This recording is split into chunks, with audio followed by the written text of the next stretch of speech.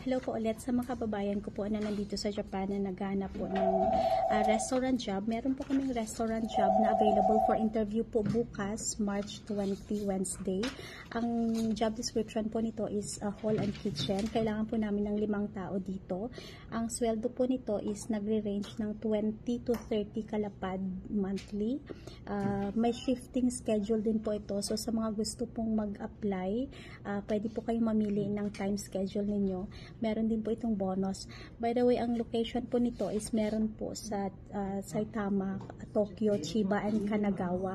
So 5 po ang kailangan namin. So during the interview po pag-uusapan kung saan po ang preferred na location na gusto ninyo.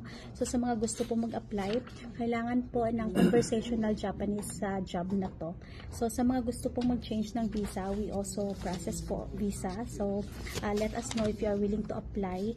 You have to be here po at 12 o'clock kasi may briefing po. Thank you.